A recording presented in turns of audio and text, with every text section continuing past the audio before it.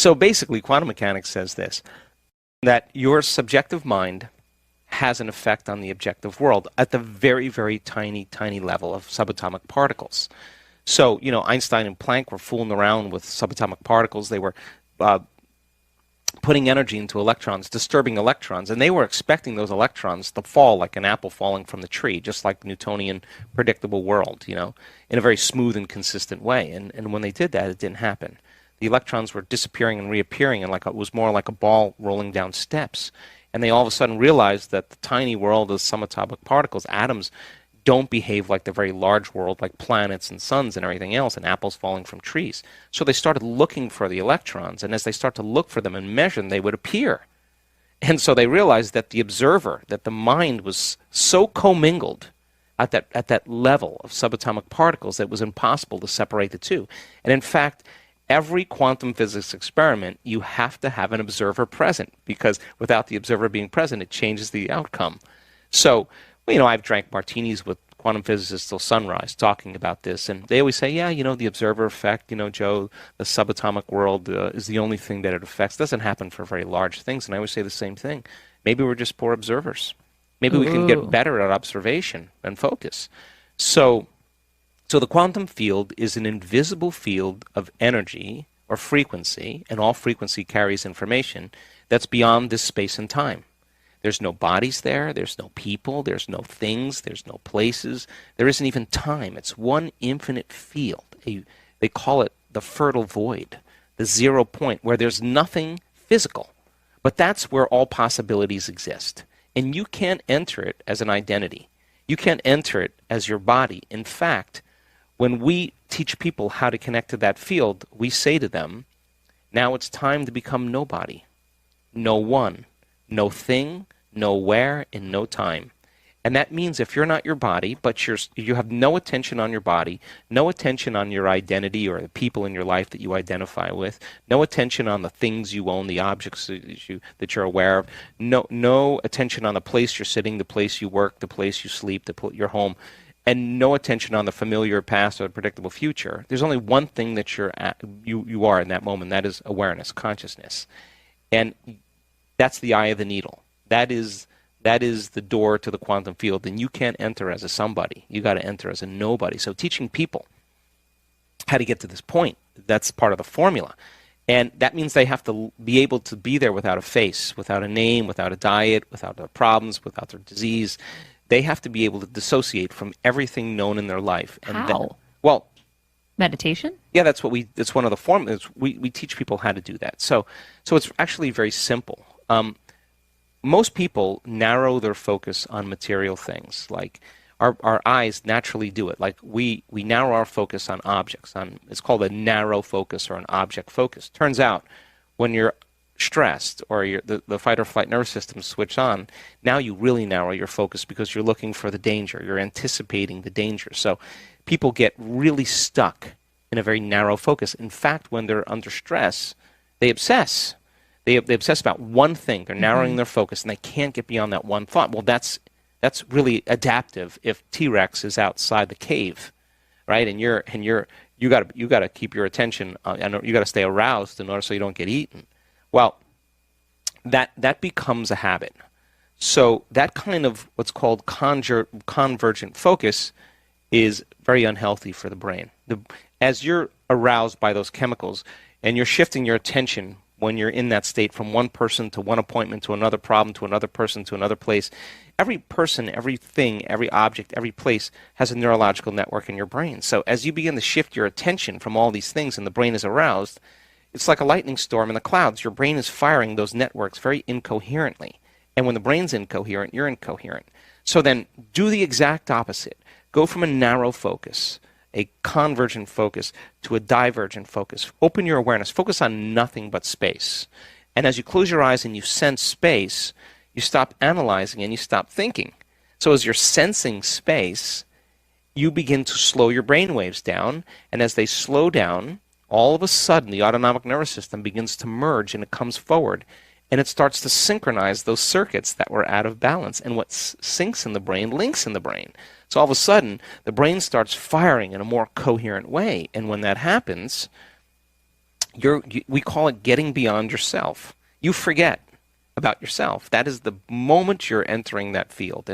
And you can't enter associated with anything known. You got to enter as an unknown. You have to put more of your attention on it and less of your attention on you. The higher the vibration, the higher the frequency. I mean, the higher the level of awareness or consciousness. And so what we see in our events is we see, or the first 2 days is about getting beyond you. Mm-hmm. And what I do is I set up the conditions where I go further than where people normally go. You know, they go to a certain point and then they finish, and I say, nah, we're going to go further. So we take them past that point, and sooner or later they start letting go. So when they start breaking through, they're contributing to the field. Mm-hmm.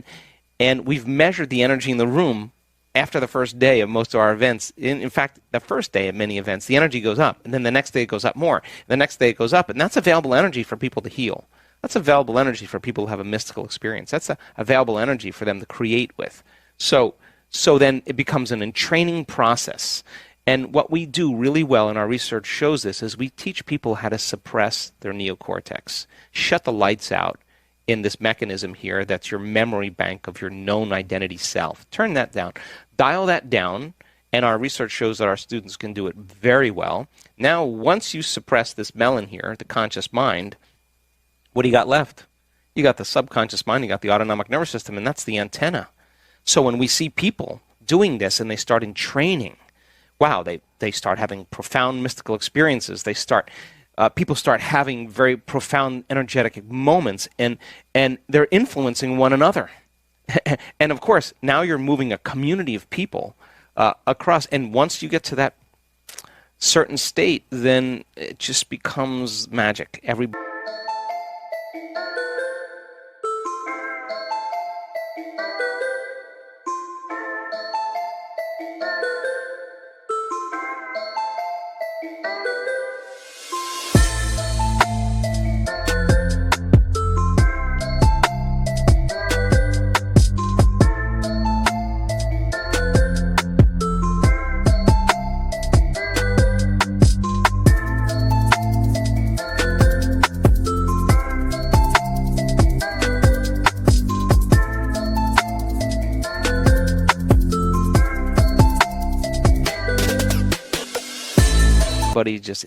just goes. It happens. We were just doing an event in Mallorca last week. I got back on Sunday night, actually Monday morning, and we had 1,300 people there, and we solicited 1,300 people, and 1,300 people said, I had the most amazing week of my life. That everybody, the entire audience, had some type of personal transformation, personal breakthrough, amazing healing, or mystical moment that changed them for the rest of their lives. And it becomes a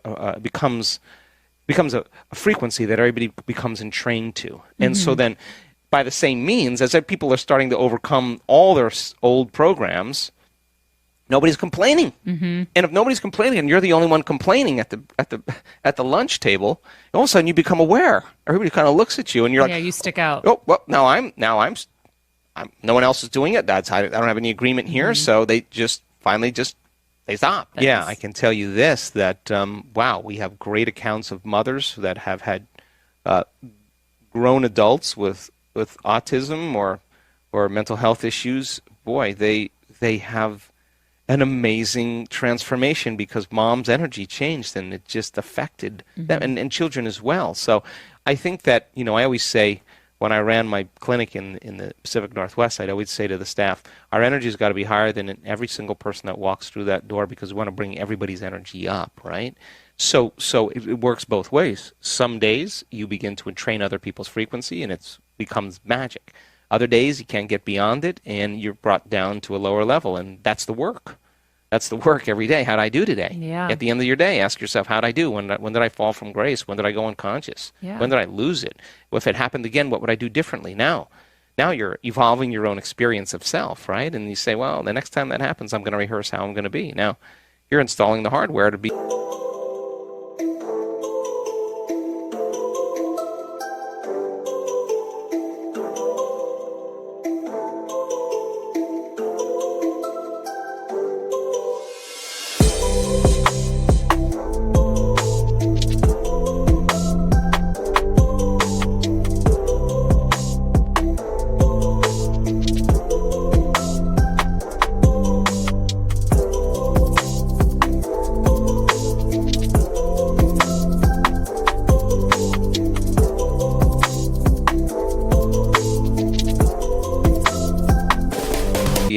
through that experience. That's evolution, right? And I think that people start figuring that out really well. So some people return back into their lives and they do the work every day, and it just gets better.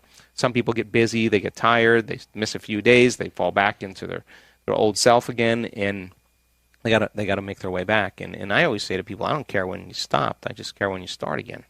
Here's the beauty behind it all. When the field starts responding, the universe starts giving you feedback. I swear, I've seen this so many times.